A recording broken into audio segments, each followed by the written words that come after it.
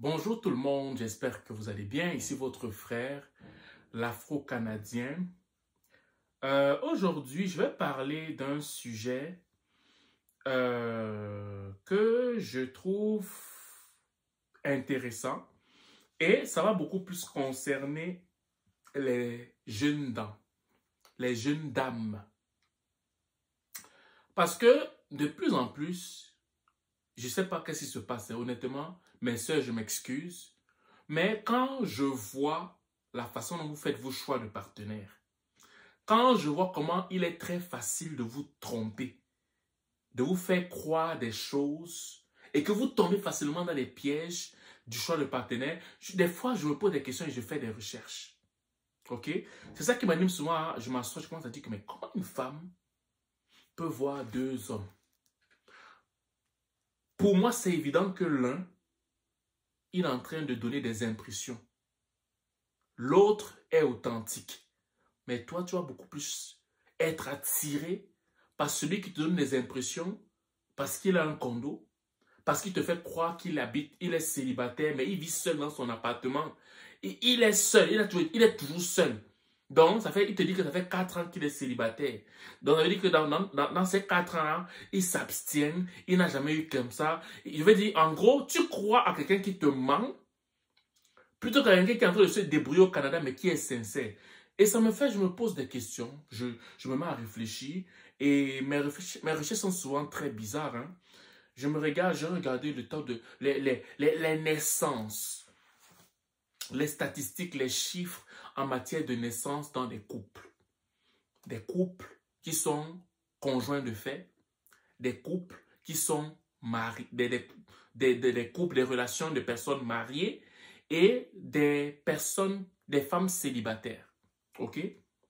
Ok, des coups d'un soir, s'il faut qu'on le dise comme ça.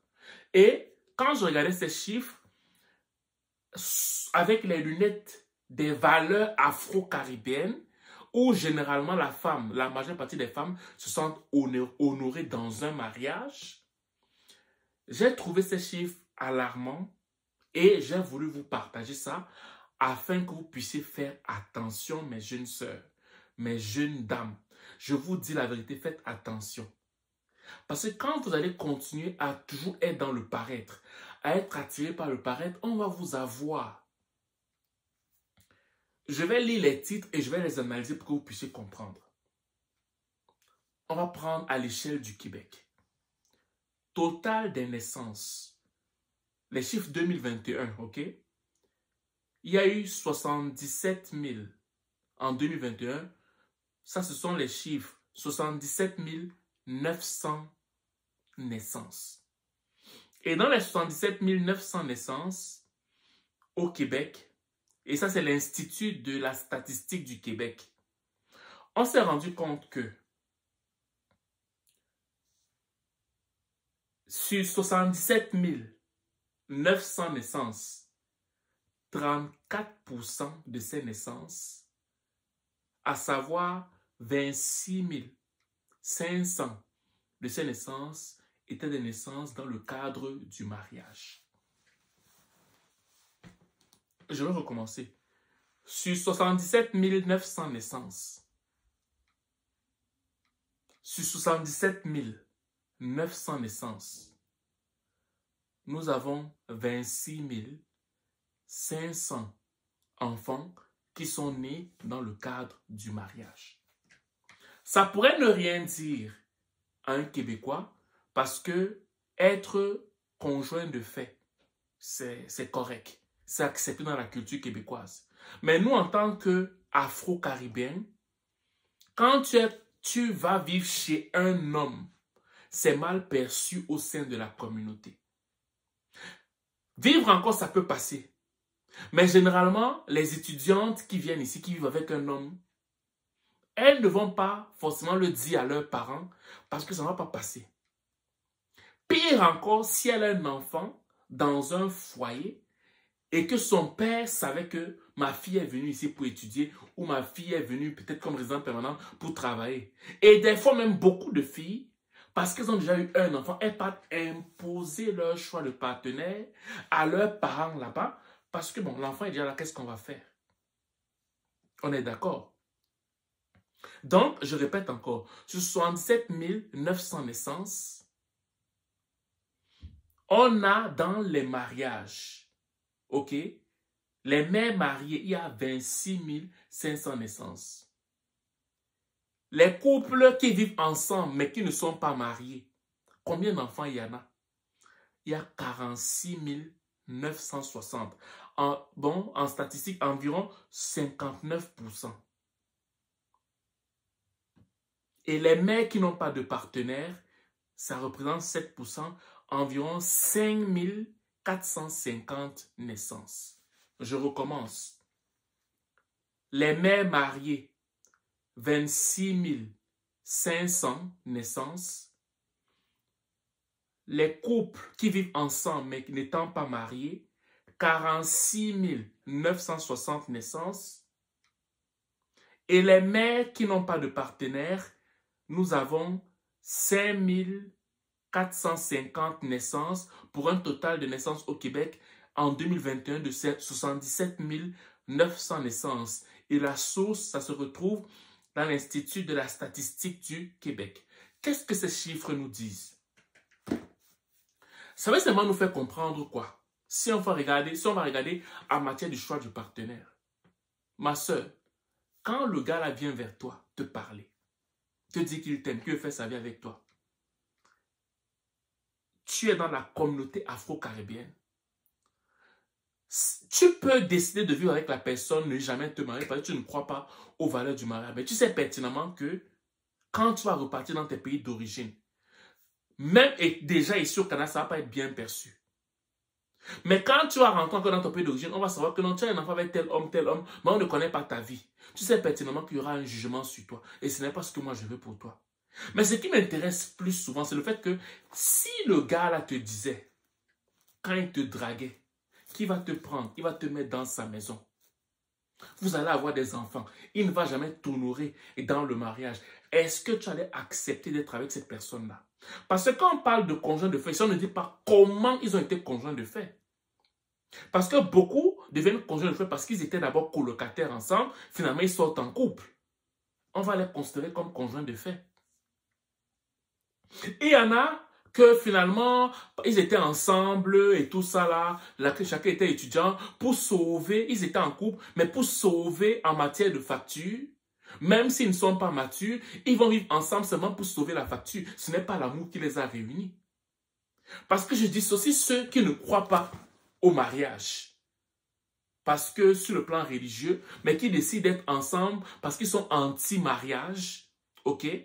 Mais je les dissocie je les dissocie, je ne les mélange pas avec des gens qui partent en couple, qui vivent ensemble, alors que en fait, les raisons pour lesquelles ils partent ensemble, ce n'est pas des raisons saines.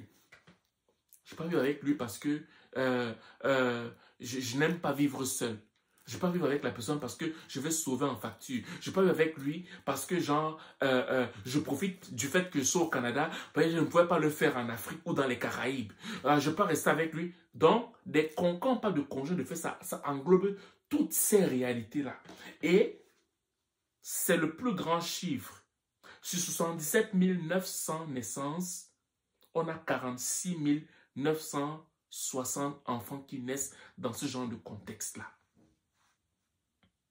Est-ce que celui que tu côtoies maintenant va t'amener à ce que tu sois une mère qui conçoit dans le mariage, qui accouche enfant dans le mariage, ou celui qui te prend là, tu es conscient qu'il va t'amener, genre viens on reste, vivons ensemble mais ne nous marions pas, mais on va faire des enfants.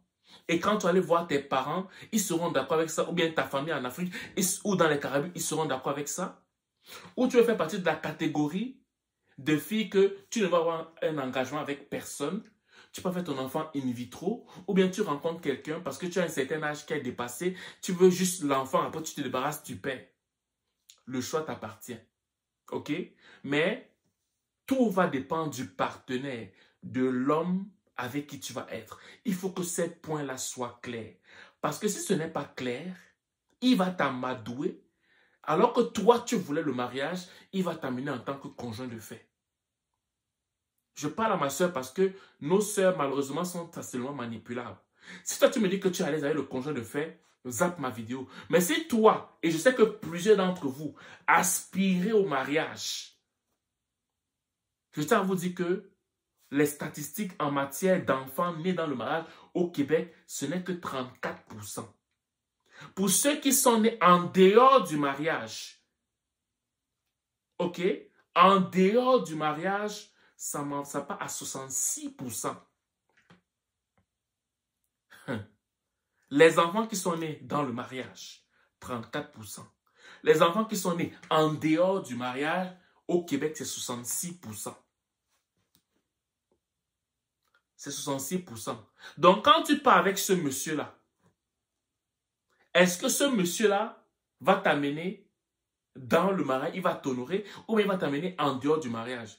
Je ne suis pas en train de... Parce que je vous vois déjà venir, vous allez comme ça me dire, oui, mais c'est quand tu es marié, ça ne veut pas forcément dire que tu vas être heureux. Je ne parle pas de ça. Je parle du fait que toi, tu veux qu'un homme t'honore. Tu veux qu'un homme t'honore et tu veux te marier. Si tu me dis que tu ne veux pas te marier, que tu vas avoir un enfant en dehors du mariage, c'est correct. Tu n'as pas besoin d'écouter ma vidéo. Mais beaucoup d'entre eux, là, qui t'amènent là-bas, en relation, là, beaucoup d'entre eux, là, est-ce que tu es sûr qu'avec eux, ça va finir dans le mariage? D'où le fait que ne regarde pas ce qui frappe du regard. Parce que ce qui frappe du regard est très trompeur. Ces indices d'accouchement, ces indices de naissance nous en disent long par rapport aux différents choix de partenaires, dépendamment des idéologies de chacun en matière de concevoir l'enfant dans le mariage ou en dehors du mariage. Et moi, vu que je sais que dans ma communauté, les femmes aiment être honorées au travers d'un mariage, il fallait que je mette ces chiffres en avant afin qu'elles choisissent vraiment l'homme en fonction de ce qu'elles veulent. Si elles veulent dans le mariage, voici les chiffres qui parlent. Les femmes qui accouchent dans le mariage au Québec, c'est 34%. Mais si elles veulent en dehors du mariage, les femmes qui accouchent en dehors de tout ce qui concerne le mariage, c'est 66%. Tout part de l'homme avec qui tu vas choisir, avec qui tu vas cheminer. Prends conscience de ces réalités et réfléchis à 2 fois avant de t'engager avec cette personne-là, en fait. Voilà. Donc, c'est ce que je vais te dire aujourd'hui. J'espère que cette vidéo va te challenger, va te parler. Je suis sûr de passer une excellente journée ou une excellente soirée, dépendamment de l'heure où tu m'écoutes. Ciao.